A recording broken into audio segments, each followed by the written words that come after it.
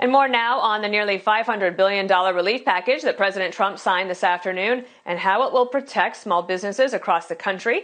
Let's bring in Republican Senator Ted Cruz of Texas. It's great to see you, Senator. Do you feel like there are more protections here for small businesses and not those bigger companies that got some of that money the first time around? Well, Dana, great to be with you. Let me say, first of all, I'm glad that Congress was able finally to act and replenish the Paycheck Protection Program. The initial CARES Act, we appropriated $350 billion for small businesses, designed to give them a lifeline, to keep them alive, to keep employees still getting a paycheck. That proved immensely popular, and the money ran out. Yeah. And sadly, what happened in Congress is that Nancy Pelosi and the Democrats held everything hostage for a week while more and more small businesses closed down. Now, with what the president signed, we have an additional $310 billion added to the Paycheck Protection Plan. That really is needed relief.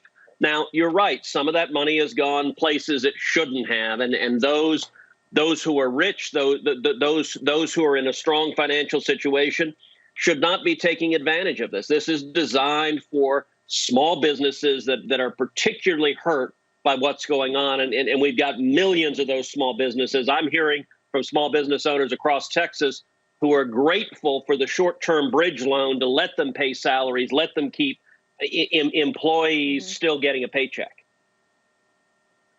And so for those that are grateful, that are able to get that money, the next thing that they need is customers, so that they can stay in business. Yes. Some of these states are starting to reopen. I know that Governor Abbott is starting to take some steps there in Texas. Where do you sit on that? Do you think it's about time?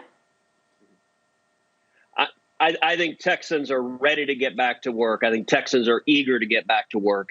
You know, Dana, we've got right now two simultaneous national crises.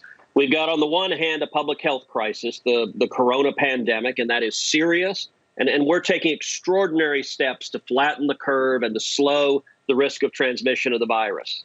But at the same time, we've got an economic crisis that is massive. 26 million Americans have lost their jobs. Millions of small businesses are on the verge of bankruptcy. And the longer we continue those policies, the more lives will be lost, because we know that kind of poverty and misery and suffering, that will increase the instances of mental illness, of depression, of suicide, of alcohol abuse, of substance abuse. That will cost lives. And so I think our objective needs to be to save as many lives as possible, to protect life. And that means valuing life on both sides of the ledger.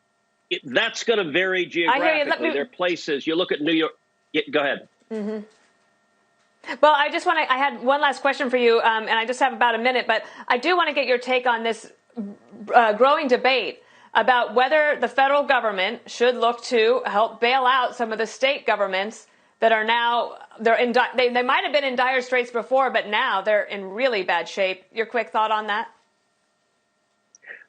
As part of the CARES Act, we gave assistance to state and local governments for their work fighting this crisis, but absolutely not. No, we should not bail out states for fiscal irresponsibility that long predated the crisis. You've got a handful of big Democratic states, states like Illinois, that frankly spent like drunken sailors and are now trying to get the taxpayers of the rest of the country to foot the bill. That's not right. It's not fair to Texans. The state of Texas has lived within our means. Most states have lived within their means.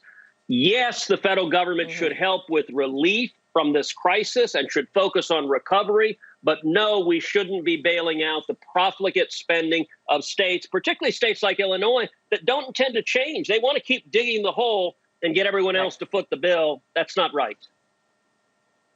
All right. Senator Ted Cruz, thank you so much for being on the show today. Take care this weekend. Thank you, Dana.